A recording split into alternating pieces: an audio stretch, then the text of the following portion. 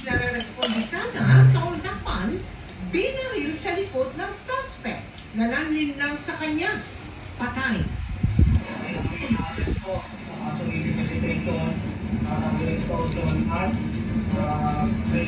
Pitong pulis Maynila naman na inireklamo ng kulida, inaresto habang naka-duty.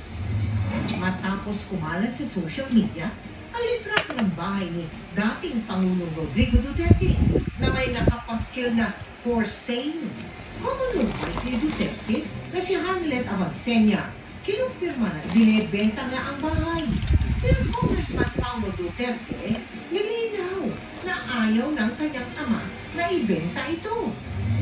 Dating Senador Francis Tolentino na pangunahing sponsor at isa sa mga may akda ng Philippine Maritime Zones Act at nanguna sa investigasyon sa pang-espiya umano ng China, pinagbawalan ng Chinese Foreign Ministry na pumasok sa Chinese mainland, Hong Kong at Macau. Exclusive.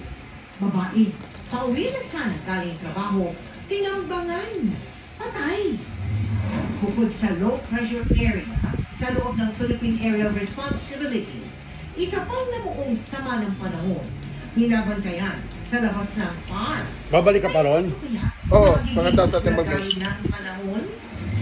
At PBB Celebrity Collab Edition. Para may kasama si Ninang. Nina Dustin Yu at Bianca De Vera. Wala, wala yan. Si Ninang. Mamaya ako na naman tayo. Para matapos. Mamaya ko na ubusin ito pagkatapos natin.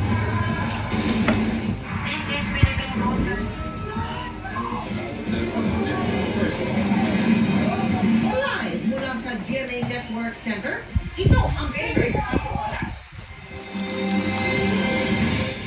Magandang gabi po, Luzon, Visayas at Mindanao. Patay matapos pagbabarilin ang isang pulis na rumisponde sa pang-hold up sa Quezon City. Nilinlang siya ng mismo hold-upper na nagpanggap na saksi habang itinuturo ang direksyon tinakbuhan umano ng tinutugis ng pulis. Napatay rin ang suspect matapos makaganti ang pulis at ang kasama nitong respack. Dalawang sibilyan din ang nasugatan. At mula po sa Kamkaringan, nakatutuklay si Nico Wahe. Nico. Fairly Will Vicky, nakaburo na rito sa Kamkaringal Chapel sa Quezon City si Patrolman Harwin Courtney Bagay. Ang pulis na napatay matapos mabaril ang suspect sa nirespondyang hold-up at kahapon. Hindi, ano mo yun doon sa tama.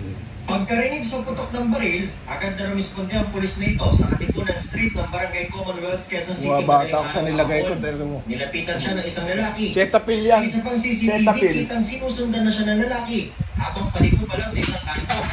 Pagharap ng pulis, pinagbabaril siya ng lalaki. Nakaganti pa ang pulis ng putok habang rumesbak ang kanyang kabady. Tinamaan ito ang suspect na bumulagta sa kalsada.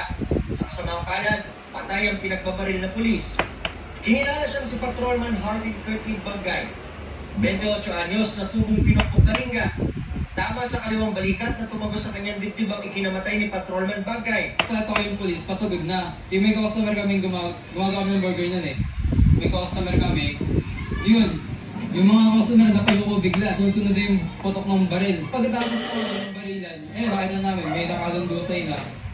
Tapos yung isang police, nakakasakay na sa sa ambulansya.